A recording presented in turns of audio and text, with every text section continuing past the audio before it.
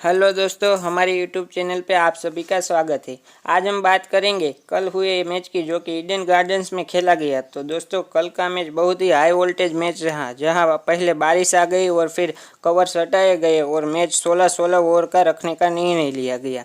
Power play में 5 over रखे गए और मुंबई ने टॉस जीत के पहले गेंदबाजी करने का निर्णय लिया। कोलकाता की ओर से नारायण और फिल शॉर्ट ओपनिंग में आए।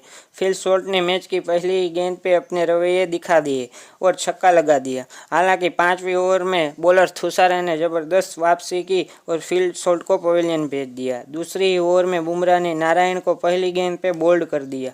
हालांकि वेंकटेश अय्यर अच्छी बैटिंग कर रहे थे। 5वीं ओवर की पहली गेंद पर श्रेयस अय्यर भी आउट हो गए। 9वीं ओवर की पहली गेंद पर 44 रन बनाकर वेंकटेश अय्यर ने भी अपना विकेट दे दिया। फिर इस सीजन का दूसरा मैच खेल रहे नीतीश राणा 12वें ओवर में बुमराह ने उसको भी चलता किया। ऐसे ही 16वें ओवर के अंत में कोलकाता ने 157 रन बनाए। मुंबई को जीत के लिए 158 रन का लक्ष्य दिया और मुंबई के लिए बैटिंग करने आए किशन और रोहित शर्मा ने 19 रन बनाए और चक्रवर्ती का शिकार हुए।